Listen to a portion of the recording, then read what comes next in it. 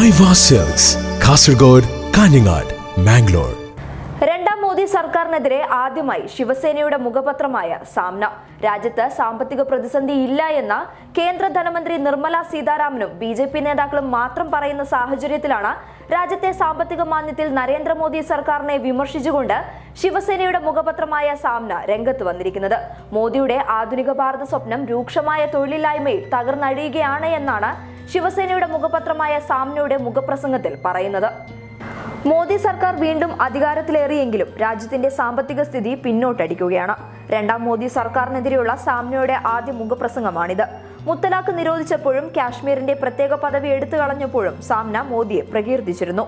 സാമ്പത്തിക മാന്ദ്യത്തെക്കുറിച്ചുള്ള വാർത്തകൾ പത്രം ഒന്നാം പേജിൽ നൽകി തുടങ്ങിയെന്നതും ശ്രദ്ധേയമാണ്. പ്രധാനമന്ത്രിയുടെ വിള ഇൻഷുറൻസ് പദ്ധതി മഹാരാഷ്ട്രയിൽ നടപ്പിലാക്കിയതിന്റെ വീഴ്ചയെക്കുറിച്ച് പാർട്ടി അധ്യക്ഷൻ ഉദ്ധവ് താക്കറെ വിമർശനവുമായി രംഗത്ത് വന്നതിനു പിന്നാലെയാണ് മുഖപ്രസംഗം.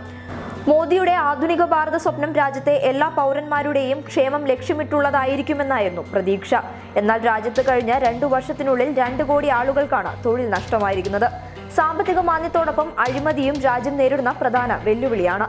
നോട്ട് നിരോധനം രാജ്യത്ത് തൊഴിലില്ലായ്മ കൂടാതെ മാന്ദ്യത്തിനും കാരണമായി. മുംബൈയിലും മാന്ദ്യം പിടിമുറുക്കി കഴിഞ്ഞു. ഇത് സാമൂഹിക പ്രശ്നങ്ങൾക്കിടയാക്കാവുന്ന സ്ഥിതിവിശേഷമാണ് ഉള്ളത്. ബാങ്കുകൾക്ക് നൽകാനുള്ള പണം നൽകാതെ 100 ബിസിനസ്സുകാരെങ്കിലും രാജ്യം വിട്ടുപോയിട്ടുണ്ടാകുമെന്നും മുഖപ്രസംഗം കുറ്റപ്പെടുത്തുന്നു. News desk public Kerala.